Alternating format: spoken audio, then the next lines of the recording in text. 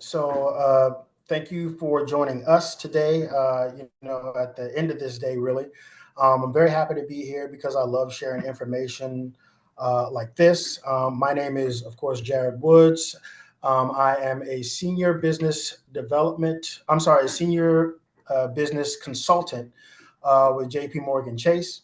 As mentioned, a number of years of experience in the financial services industry. Over the years, I've kind of collected a myriad of resources to help small business clients, in essence, access capital. And I've taken those resources and I've brought them here to J.P. Morgan Chase to share with the community. And really, the program that I manage here at Chase it's called Coaching for Impact, and it has three basic goals at its core. Those goals are: one, we want our business owners to have access to information like the information you're about to receive now, because we understand that a lot of businesses, they start their businesses in kind of survival mode, and they don't really ever, put to practice some of the managerial functions that have proven over and over again over time that they work in helping to manage the business. So we try to make sure that they have the education, the financial literacy, information about how to manage their business on the front end, so that they can grow their businesses organically. The second piece of what we really like to do with this program is to make sure that businesses have access to resources and opportunities, right? So a lot of times those resources come from inside the bank. A lot of times they come from other places in the community. But we also need to make sure that our business owners are prepared to take advantage of opportunities that might come their way. Those opportunities also come from within the bank, but they also come from other places like working with the city. The Super Bowl that just passed, we helped a lot of businesses get folded into that. And ultimately, when you have that information and you have those opportunities, last but not least, as Biggie Smalls said, more money, more problems. You need access to capital to make those opportunities work for you. And so our program is really about making sure you have the information you need, making sure you have the resources and the opportunities to take advantage and grow your business organically, and make sure you have the access to the capital that you need to grow your business. So really, that's the reason why we're here, because all businesses deserve an opportunity to prove themselves in the marketplace. And we want to make sure that those tools are readily available for those businesses. Today's discussion is really about understanding the fundamentals of managerial functions of a business, right? Again, like I said, many of the businesses that we work with, they started from scratch, right?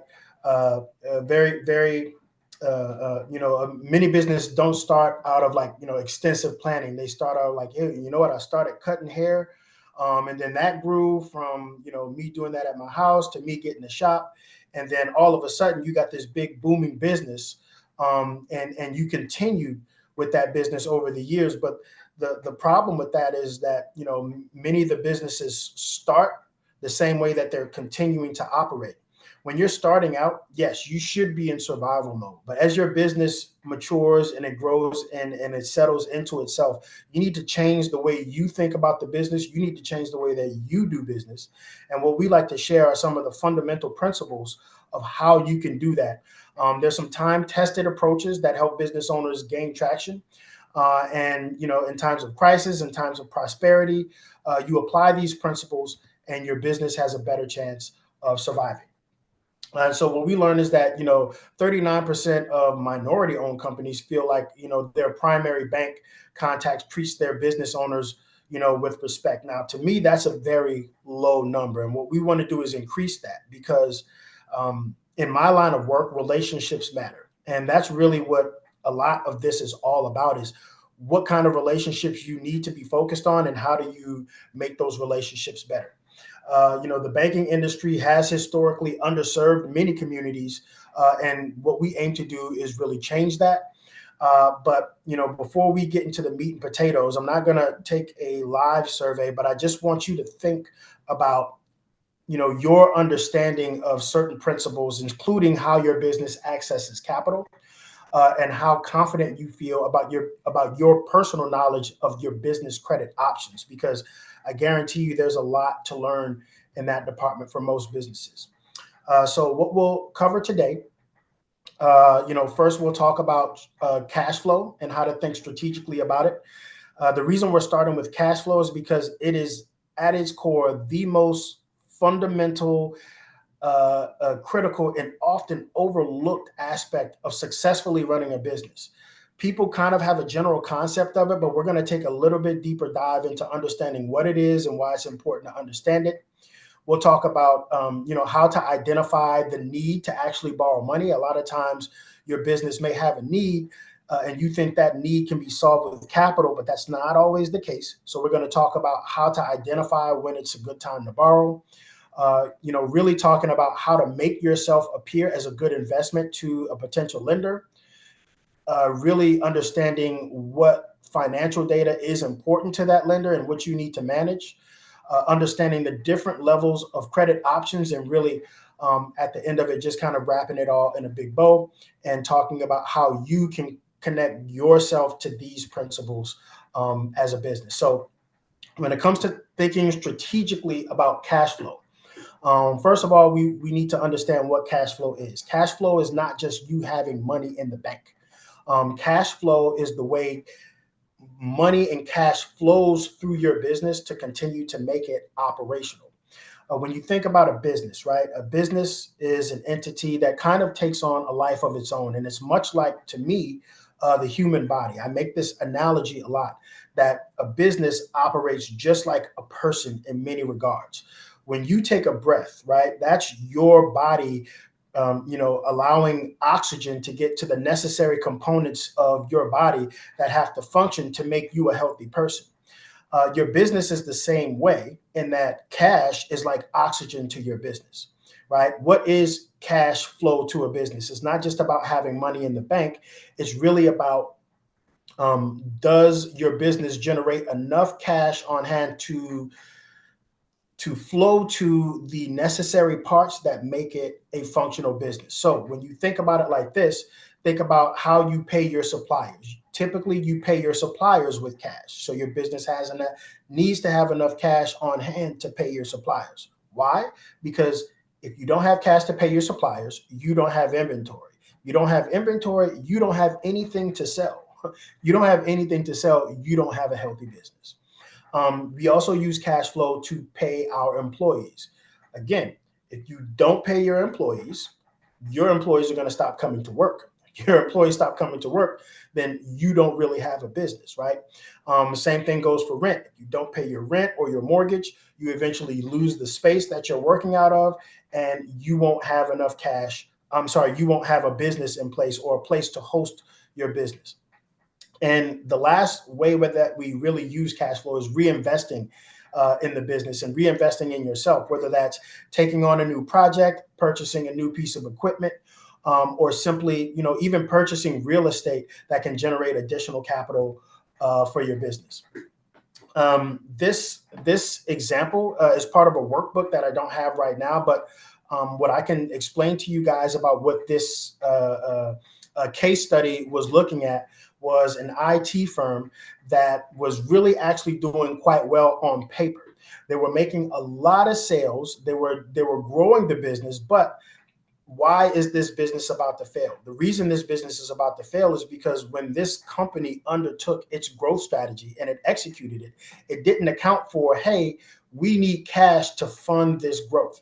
And so even though the business was growing and found a profitable niche, the reason it was kind of slowly going out of business is because they weren't collecting well enough on their accounts receivables. Making a sale doesn't mean that you've collected cash. It just means that you've sold your goods or services. A lot of times when we sell these goods or services, we offer payment options for the people that are purchasing these goods and services. And a lot of times we have to put those numbers into an account called accounts receivables. And when you don't collect on what's owed to you, then your business runs into a cash flow problem, meaning that although you've made those sales, you've also fronted the cash that it costs to operate, to make those sales. You paid your employees, you paid your overhead, you paid for the inventory, you paid for the development of this product or service up front, anticipating that when you receive your sales money that is going to cover those costs and then also generate some profit for the business. If you're not collecting on those sales, then your sales might be doing well, but your cash flow in your business is going to be hurting. So what we really need to understand about cash flow is that, one, it is definitely something that needs to be managed. You as an owner and you as a manager of the business need to be paying attention to cash flow every single day. You need to be paying attention to it every single week. You need to be paying attention to it every single month. You need to be paying attention to it every single quarter. You need to be paying attention to it every single year. And when you do this, when you understand how cash flows through your business, you'll be able to create an efficient process for collecting your payables, for collecting your receivables, for making your payables, and it can help you better manage the timing of your revenues and expenses. You can also be able to identify when your business has seasonality, when cash is going to be thick and when cash is going to be thin. That's a very important thing to know as a business owner, because this is going to feed you the information you need to know when you need to strategically borrow money to help your business sustain. Remember, borrowing money is not designed to save your business. Borrowing money is designed to either help you sustain your business or it's designed to help you grow your business. Another important concept that you need to understand as a business owner is that just because you are providing a good or a service, and you might be good at providing that good or service, doesn't mean that you're good at running the business that provides that good or service. I use this example all the time. You may make the best hamburgers in the world, but if you're not good at running a business, if you're not good at running a restaurant, your hamburgers aren't going to sell and you're not going to make the kind of money that you need to make. So it's important to understand these managerial functions, and we start at the top with cash flow. And once you understand your cash flow, you'll understand when and why your business needs to borrow money. So you need to remember that when you borrow capital, what is the lender looking for? Ultimately, as a lender, we want to know that you can pay this money back. That's it, plain and simple. And that's why we're asking you for financial documentations. That's why we're scrutinizing your credit. And that's why we're asking for collateral, because ultimately what a lending institution wants to see is a plan to pay the money back. So I love using this example and using this exercise because I think it puts lending in a perspective where you get to see what it feels like to be on the other side of the desk, meaning you get to know what a lender is looking at and what they should be and would be looking for when you go in to ask for money. So you've analyzed your cash flow. You know your business has a busy season coming up and you know you're going to need more inventory. You might have the cash on hand to purchase that inventory, but it's much better to use other people's money to fund that inventory so that you can keep your cash flow intact and actually grow your cash flow. I've looked at a number of financial statements from individuals and businesses, and I can tell you the most successful businesses, the most successful individuals, they all have some form of debt on their books. So it's important to understand that debt isn't a bad word, and that when you use debt the right way, you can actually use it as a tool to grow your business. When you use it the wrong way, you might be digging yourself into a deeper hole. And so the exercise and the analogy that I like to use to get people to understand, what it's like to be a lender and why they ask you for the things that they ask you is I say, imagine if you hit that Powerball, right? Millions and millions of dollars. You got so much money, you don't know what to do with it. So you say, you know what? I'm going to give money. I'm going to contribute something back to the community. You say, hey, you know what? If someone wants to borrow some money, all they got to do is come to me, ask me for that money, and we'll talk about it. Well, you'll be surprised how many people are going to come knocking on your door saying, hey, I need to borrow some money. And what you'll start to realize is, man, I don't want to just give this money out, because if I give this money out to people that aren't trustworthy or don't know what they're doing, I'm going to be losing money at a high clip.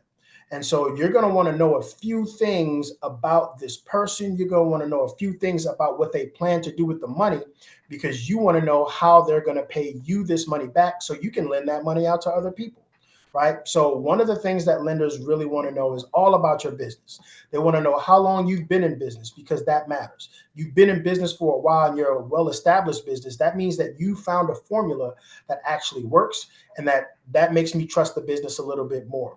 If you haven't been in business that long, doesn't mean that the deal isn't good. It just means that there may be some other risk factors that we need to consider before we lend this money out. We also want to know if the business is profitable. This is a fun one, because this is, again, why relationships matter.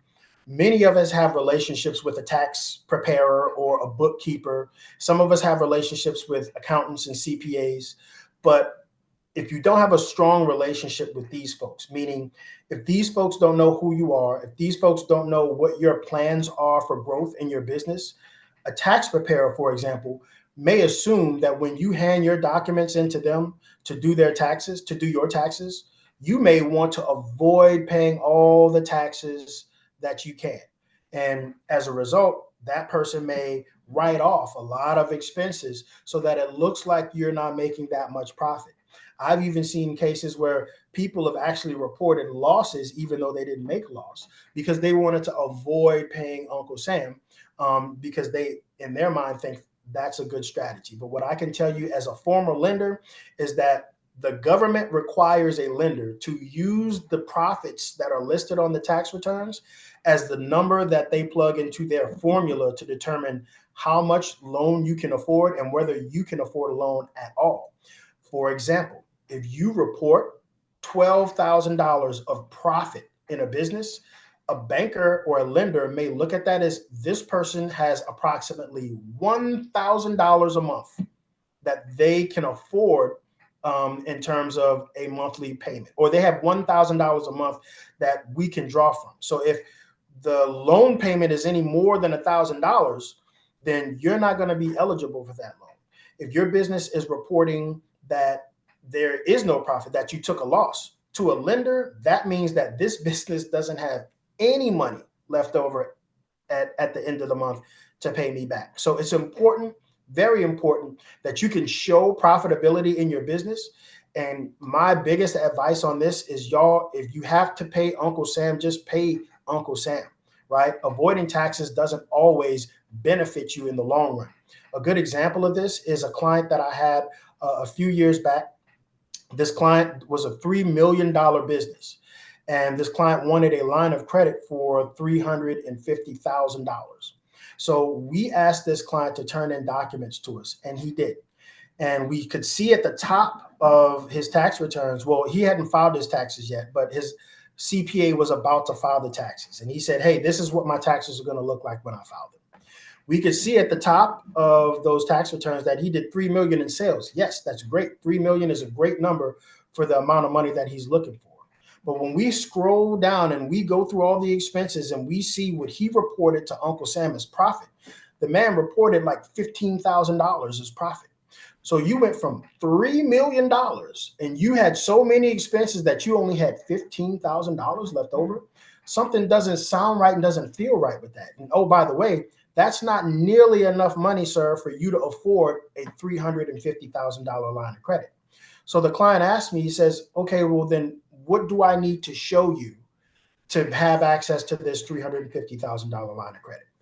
My banker crunched some numbers. He's like, man, you would have to really show about $86,000, $87,000 in profit to be eligible for this amount of money. He says, no problem. I'm going to talk to my CPA. 2 weeks later, he comes back. He shows $93,000 in profit. He submits those taxes. He pays about $30,000, $40,000 in taxes, and he's approved for a $320,000 line of credit.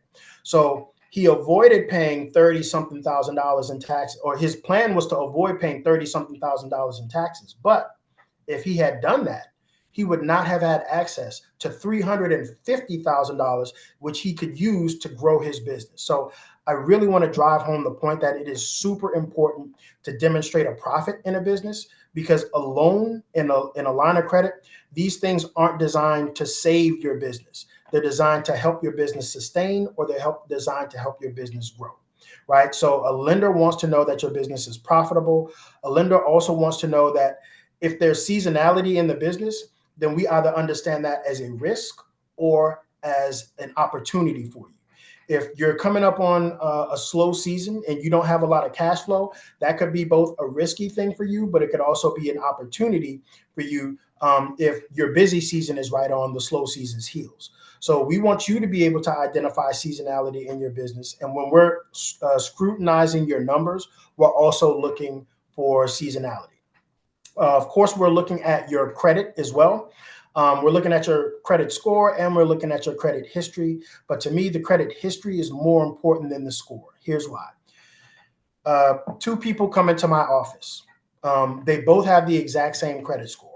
One person has a credit score of 700. The other person has a credit score of 700.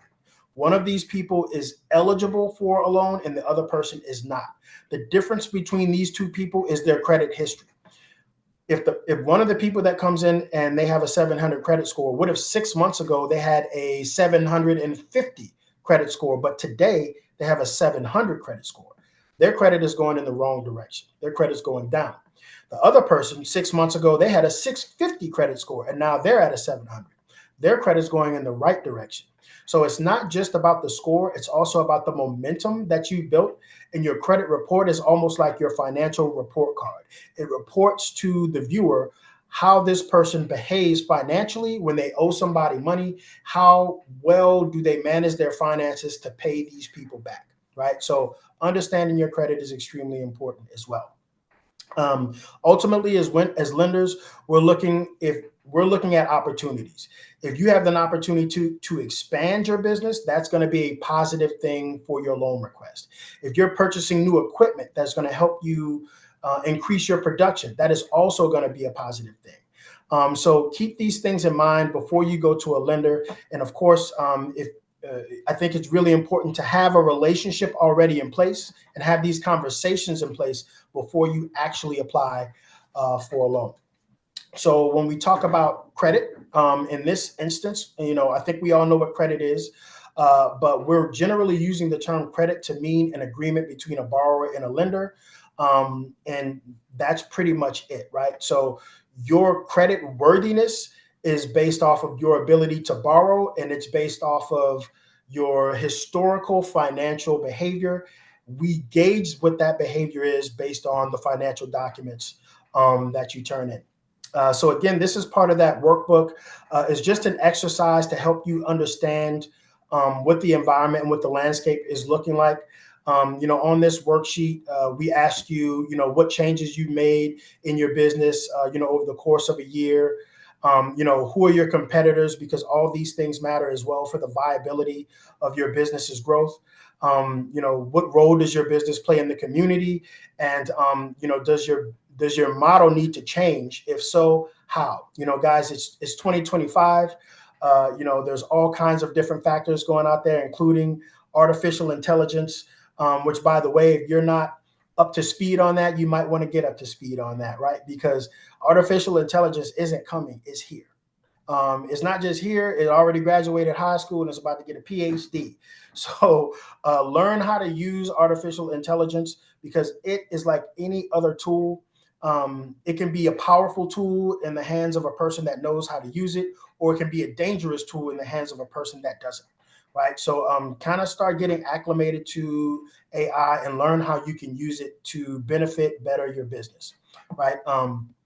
And so another thing that a lender is looking for is your character. What kind of person are you? You are literally your business's most important asset. It's often been said that, when you go into a lender's office, you tell them hi, they ask you if you want something to drink. You say, sure, maybe I'll get a coffee. They say, I'll be right back. It's said that by the time they come back with that coffee, they know whether or not they want to give you a loan. It's based off of you, your character as a business owner, and not just that, but your acumen as a business owner. How well do you know your own business? How well do you know your own opportunity? And how well do you know your own loan request?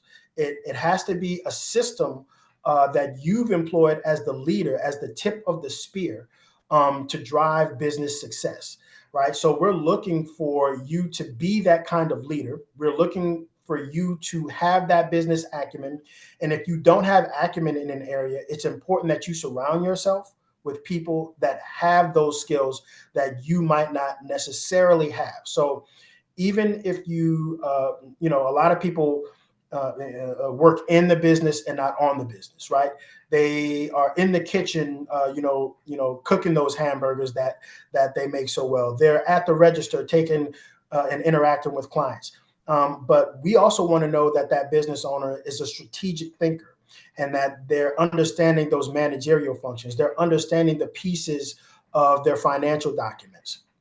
And we're not saying that you have to be an expert in those things. What we're saying is we need you to have an understanding of those things so that you can have an informed discussion. The worst thing we can hear from you is, I don't know what that means on my financial statements because my CPA does all that stuff. I don't work on the finance side. That's a bad look for a lender, and it demonstrates to us that you don't have the kind of acumen that you need and that you present a risk to the bank or to the lender when it comes to whether or not you're going to be able to pay that money back. We also want to know that you have a firm grasp on how cash flows through your business. I'm going to keep saying it because it's that much true. Cash flow is one of the most overlooked but critical factors in running a business. If the cash flow isn't there, there isn't a deal to be done.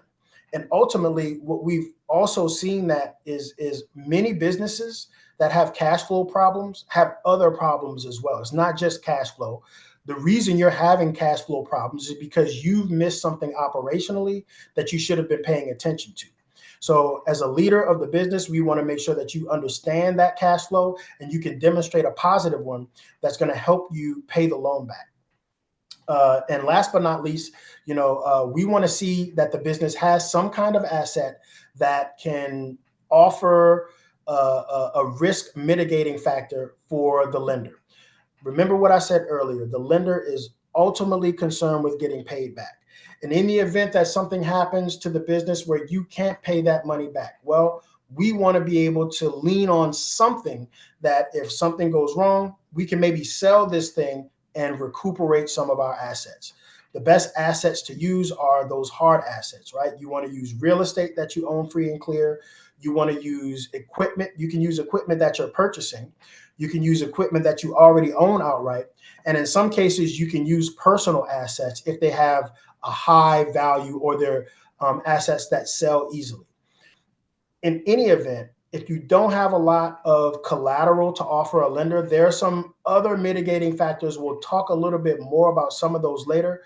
Some of those other factors include guarantees from the federal government, but guarantees aren't money, right? They're just promises that whatever organization is guaranteeing the loan, they're just promises to the lender. If this person defaults, you can recuperate a portion of what they owe you from us.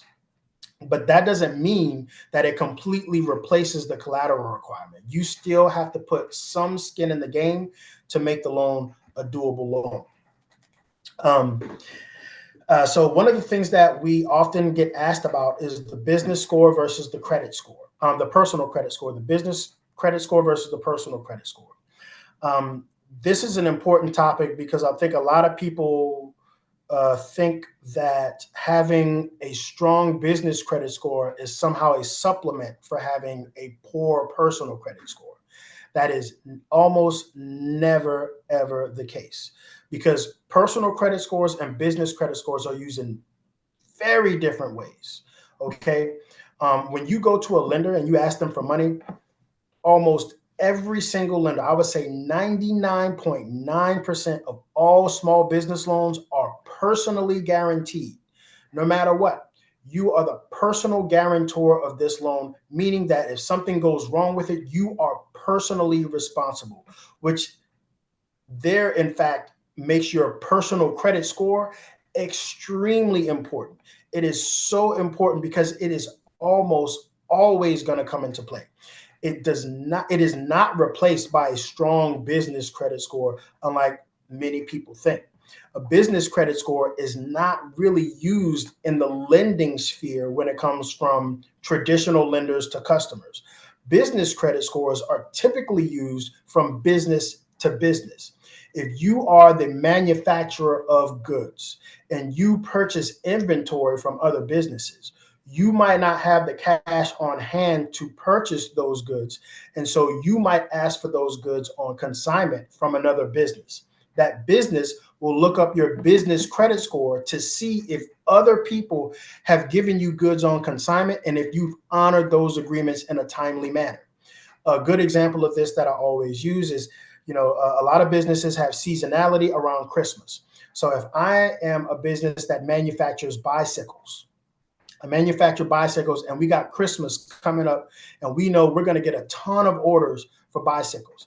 If I outsource bicycle seats from somewhere else, I may say to the bicycle seat supplier, hi, I'd love to get 10,000 bicycle seats. We got 10,000 bicycles we need to sell. They're all going to sell by Christmas, but I don't have the cash to purchase these bicycles right now. Can I get 10,000 seats? Once Christmas is over, I'll pay you for those 10,000 seats. That supplier may say, you know what, that sounds like a good deal to me, but let me check your business credit score to see if you've had this kind of deal with other people before. And if you have, how have you paid them? You've got a high business credit score with a strong repayment history, then that supplier might say, yes, we'll give you these goods on consignment because we can see that you're a trustworthy business that always honors its obligations. When it comes to small business lending, cash from a lending institution, they're not looking at how you've behaved in that regard. They're looking at how you've personally managed finances, because more often than not, the way someone personally manages their finances is also a reflection of how they manage their finances in the business. So please don't assume that your personal credit score is going to be replaced by your business credit score, because it will not. Your personal credit score will almost always come into play. And so you need to manage that score by managing your history, and you manage your history by making consistent payments over time, right? So when you go into a lender, right, a loan officer wants to feel comfortable that when they give you money, you're going to pay that money back. Now, we can listen to you sell us, why you're a good risk all day, but the proof is always in the pudding, right? So that's the reason why these lenders are going to be asking you for documents. The most important, well, not the most important, but there's a core set of documents that you need to have on hand at all times. One of the first things the lender is going to look at is your tax returns. They're going to look at personal and business tax returns, because they want to make sure that the things that you're reporting to Uncle Sam are the things that are actually happening. And that's why it's, again, important to pay those taxes. I bet many of the folks here know that, if you went to go buy a house, they looked at your personal tax returns because they wanted to see how much money you're bringing in on a monthly basis. Well, when you're borrowing money for the business, they're going to be looking at the same thing. They're going to be looking at those personal taxes, but they're also going to be looking at those business tax returns. And it's the bottom line. How much money did you make this year? Did you make some on the personal side? Great. How much profit did you experience in the business as well? Again, Uncle Sam tells lenders, right? We are regulated by the FDIC, and they tell us if you are reporting, if a client is reporting to us that they're not making any money, they're either lying or they're telling the truth, right? So you're going to base your analysis off of what they told us, because we're going to assume that it's true. And if it's true, this is the number that you need to be basing your calculations off of. If they reported to us that they took a loss, as a lending institution, you don't lend to people who don't have any money. That could be considered predatory lending in some circles. So we're not allowed to do that, especially as a depository institution that takes people's deposits and uses that as the cash that we lend out. We have to make sure that we're making good deals, and responsible business owners report properly to Uncle Sam, and they pay their. So tax returns must be in order. They must be in place. You should have yourself a good CPA, a good bookkeeper to help you manage these things. but you also need a good relationship with them so that they understand my goal isn't to avoid paying taxes. My goal is to grow my business organically so that I can access the capital that I need to do so. Um, a balance sheet is another important document that a business is going to need and going to need to present, and the business owner is going to have to understand to a degree when they are asking to borrow capital from a lending institution. And so I like to explain what a balance sheet is because many people don't understand what it is. And again, I always use the human body as a kind of an analogy because I think it helps people understand. So if you look at a balance sheet to me is like taking an x-ray of the business's bones. It's looking at how the business is financially structured. So there's three components to that balance sheet. There's assets, things that you own, things that you utilize to generate revenue. There's liabilities. That's debt that you've taken on to acquire those assets. And then the difference between the assets, what you own, the value of what you own, and your liabilities, the debt you've incurred to acquire the assets that you have. The difference between those two is called equity. Equity can be positive, equity can be negative. Negative equity means that you've over leveraged yourself. You borrowed too much capital and you didn't manage it the right way. You should always have more in assets than you do in liabilities. If you're not in that place, then you need to be having conversations with your CPA, with your bookkeeper, with your operation manager to see what's going wrong.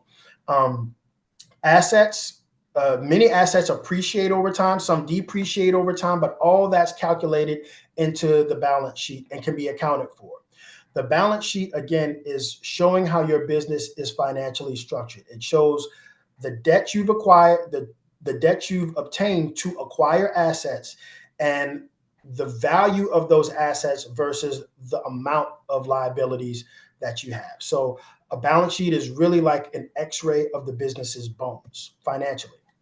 The profit and loss statement is more like the test of how well the business manages its operation. It's like a funnel. It shows where money comes in, where money is spent, and then what money is left over at the end of the day, right? So again, I use the analogy of getting oxygen to the right places. At the very top of your profit and loss statement are the overall sales that you've made. Sales is the very top line, and that number should look good. The way you manage your business is exemplified through how you manage your expenses throughout the business. So you take that top number, you subtract all the expenses that your business has, and then at the end of that, you're either going to have a profit in the business or you're going to have a loss in the business. This can get a little bit tricky because sometimes a business can show a loss even though they haven't really lost money. There are things and items, what we call add backs, and add backs are expenses that don't actually impact your cash. For example, a depreciation expense is a calculation that determines how the value of the assets that you have has changed. It's not an actual expense that you pay. It's just something that has impacted the value of your assets. Some assets appreciate, like real estate. Most assets depreciate with use over time, like equipment. But all that is still factored into the profit and loss statements, and those things can be added back to your overall bottom line to indicate how healthy the business actually is. So it's important to understand that when you're looking at a profit and loss statement, you're really looking at a funnel. The top of that funnel is sales, and then sales are funneled through expenses, and at the end of that funnel is your profit or your loss in the business, right? So it's tax returns, your balance sheet, and your P&L statement are really the three critical documents that a lender is going to be looking at to determine your eligibility for a loan. All right, so now we want to talk a little bit about credit options, right? So there are a lot of ways that your business might be able to access capital. Of course, there's debt capital, there's equity capital. We'll talk a little bit about both of those. So when it comes to debt capital, which is probably the most utilized form of capital in the United States. There's two different kinds of debt capital. There's long-term debt capital and there's short-term debt capital. As a lender, you need to make sure you're asking for the correct instrument based on the need that you have in your business. I can't tell you how many times folks have come to me and asked me for a long-term debt solution when they really had a short-term debt problem, and vice versa. They ask for a short-term debt solution when they really need a long-term debt solution.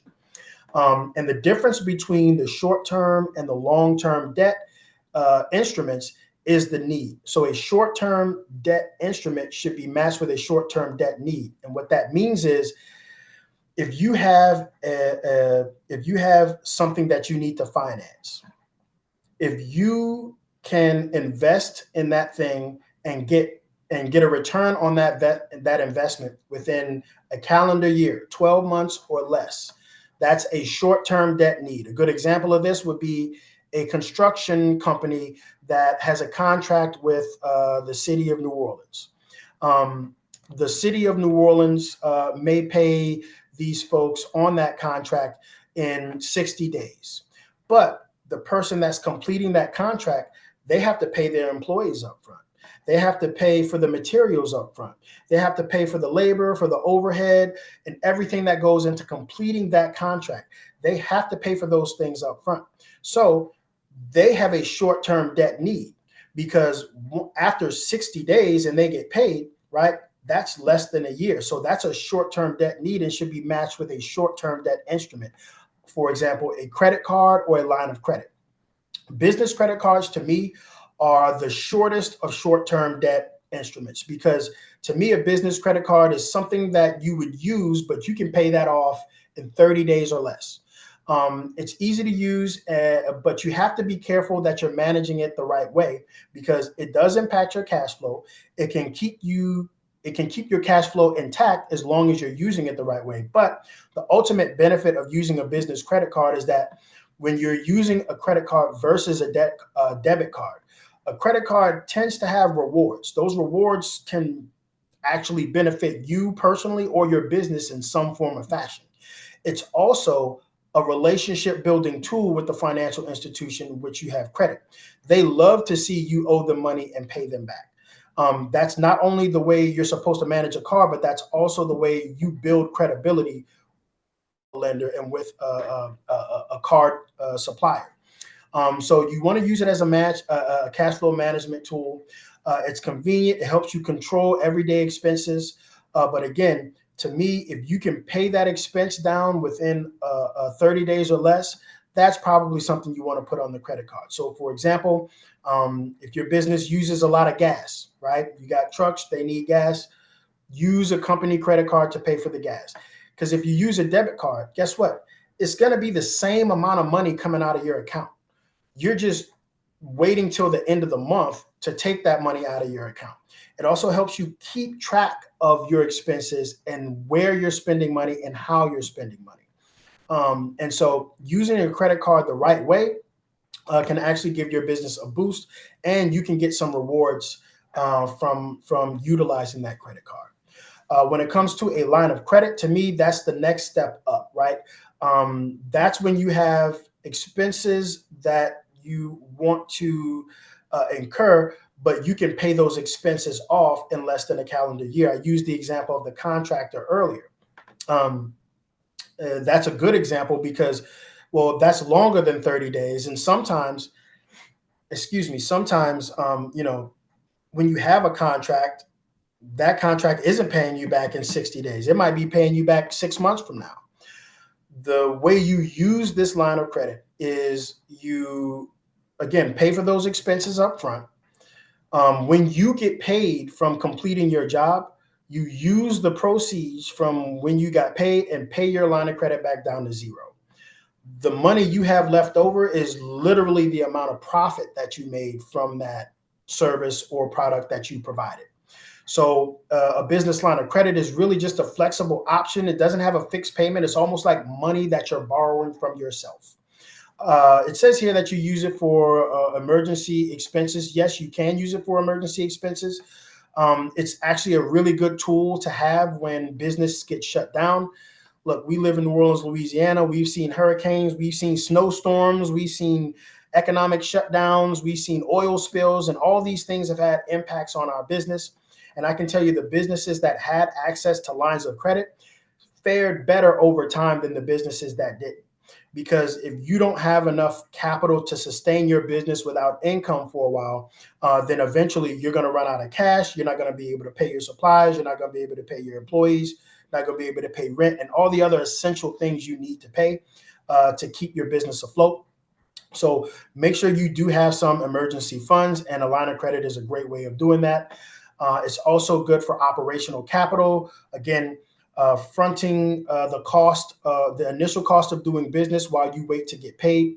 But it's really critical and important that you don't abuse the line of credit, that you make the payments when you need to make them, because if you don't, that line of credit is a very powerful tool. It can be taken away from you if you're not managing it the right way. Often what happens is a business will overextend themselves using the line of credit incorrectly. And then at the end of their term, they owe a whole lot of money. If they're not able to pay it down over time, the lender will convert that line of credit into a long-term loan. And now you have to pay us X amount of dollars every month until you've paid us that loan off. And oh, by the way, we will be charging you interest. So lines of credit are an extremely powerful tool, but you need to make sure that you're completely aware of how to use that tool and how to make sure that your business is benefiting from using that tool. And so we've talked a little bit about the short-term debt. Now we're going to talk about how to use that long-term debt capital. That's what we're talking about when we talk about a term loan. So term loans are used for anything. They're a long-term debt instrument that is utilized when you have an instance of investing in the business for something that's going to pay you back over a period of 12 months or more, right? So anytime you take out a loan to invest in, say, a piece of equipment, let's say you want to take out a loan to purchase a new truck that's going to help you increase your productivity. You expect to use that truck over many, many, many years. So it's okay to pay for that truck over many, many, many years. You don't want to use the line of credit for it because that's, again, a short-term debt instrument. If I took someone to lunch and I paid $200 for that lunch, I don't want to pay for that lunch over 3 years. I want to pay for that lunch in 30 days or less. But if I'm buying a car, I want to spread those payments out because one, cars are expensive, and two, I anticipate me being able to use this car for a number of years. And so you have to make sure that you are matching the need with the correct kind of instrument. So if you're growing your business and you're investing in equipment, if you're growing your business and you're investing in employees, right? You can use a long-term loan to help you pay for these things while you wait for these things to start paying you back. And typically you want to use these long-term loans for large purchases like equipment or real estate. You want to use it for capital expansion for growth. And you want long and more predictable repayment schedule, meaning you want to know exactly how much money you're going to owe on this every month, and you're going to pay that loan down to zero over time. So use a long-term loan for long-term needs and short-term instruments for short-term needs. Additional sources of capital. So there's other ways to fund your business beyond traditional bank products, credit cards, lines of credit. SBA loans, I feel like I should add this caveat that the SBA does not do loans directly to people in most cases. The only time you're borrowing money directly from the SBA is if it's a disaster. Many people have utilized the EIDL loan. EIDL, you got that directly from the SBA. But remember, SBA direct lending is only for disasters, and the EIDL loan literally stands for economic disaster or injury recovery. Injury recovery loan. So EIDL, economic disaster, right? SBA only lends money to you directly when it's a disaster. If you have an SBA guarantee, all that means is the financial institution has a relationship with the SBA, and the SBA has agreed with that financial institution to take some of the risk off of the lender's plate on your behalf. They guarantee the loan, usually between 75 and 85% of the balance of the loan. SBA says, hey, if this person defaults on this loan, we will cover 85% of the balance so that the lender can make the loan and still feel comfortable that they're going to be receiving the funds back in some form or another. There's also these organizations out there called CDFIs, Community Development Financial Institutions. In many cases, these organizations are nonprofit organizations that are mission-based lenders. They don't have the same criteria of lending as a bank. So you can't get a loan from a bank. You may be eligible for a CDFI loan because the CDFIs are non-depository institutions. That means they aren't regulated the same way that the banks are, and they can make more flexible decisions when it comes to lending. Oftentimes, CDFIs have higher cost of capital, but they're non-predatory lenders too because they're nonprofit organizations. So even though it might be a little bit more expensive to borrow money from a CDFI, it still may provide you with that opportunity that you need to inject cash into the business. And of course, there are venture capitalists that invest in the business. That's a whole different beast because venture capitalists, usually require you to sell a part of the business and lose certain amount of control over being able to make decisions in the business. So when you're looking at venture capital, you're looking at very, very high scale, high octane growth, but you're also looking at substituting or sacrificing some of your ownership and some of your decision-making power when it comes to moving your business forward. When it comes to small business grants, there are some grants out there, particularly with businesses that have social impact, kind of built into their structure. But in my experience, there's not a ton of small business grants out there. And when when those grants are available, those grants go really, really, really fast. So I'm not a huge fan of relying on small business grants, but if your business is eligible, there are some grants out there for those businesses. And so I can see we are pretty much almost right at time.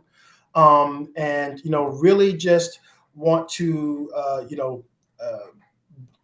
drive home the point that understanding your cash flow is, of the utmost importance. Having relationships with those that understand finances, those that lend money out is extremely important.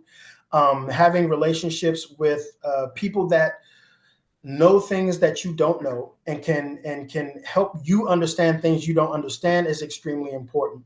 But it's also important to understand what kind of debt you need, why you need that kind of debt, and where you can access that kind of capital to grow your business. So with all that being said, I'm going to pause and stop right there.